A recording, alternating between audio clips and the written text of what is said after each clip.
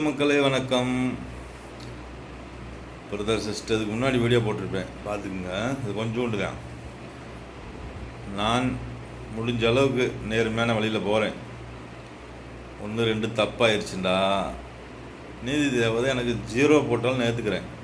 எனக்கு குலதெய்வம் நீதி தேவதை தான், சரிங்களா? ஏன்டா மற்றது எல்லாமே புராடாக இருக்குது. நீதி தேவதைகிட்ட போய் நீங்கள் புராட வேலை பார்த்தாலும் ஒரு நாளைக்கு சரி பண்ணிக்கலாம். புறாமே ஏமாத்துக்காரங்க, மூணு சீட்டுக்காரங்க, கொள்ளையடிக்கிறவங்க, கொலகார கூட்டமாக இருக்குது.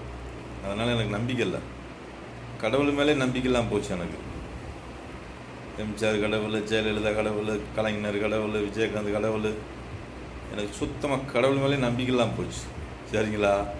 அதனால் எல்லாத்துக்கும் பொதுவான கடவுள் உங்களுக்கு இருக்கலாம். கடவுள் நான் சொல்கிறேன் நீதி தேவதை, சரிங்களா?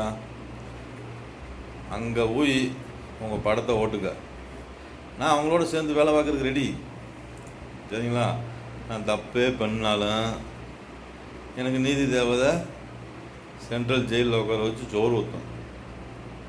நான் எதுக்கும் பயந்தவன் கிடையாது, சரிங்களா? எதுக்கும் பயந்தவன் கிடையாது. நல்லா இருந்தால் பூமியில் வாழ்வேன்.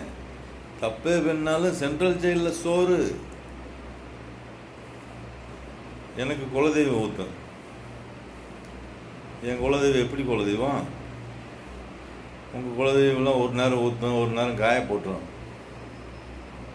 சரிங்களா மக்களே? நீங்கள் கும்பிட்றீங்களா குலதெய்வம், அதெல்லாம் ஒரு நேரம் ஊற்று, ஒரு நேரம் காய போட்டுரும். என்னுடைய குலதெய்வம் 24 மணி நேரமும் காத்தாடி வேணுமா, தயிர் வேணுமா, வெஞ்சனை வேணுமா, கறி வேணுமா, சாப்பாடு வேணுமா, டீ வேணுமா, சப்பாத்தி வேணுமா, எல்லா சலுகையும் எனக்கு கொடுக்கும், சரியா? நான் முடிஞ்ச அளவுக்கு நேர்மையான வழியில் போயிட்டே இருக்கேன்.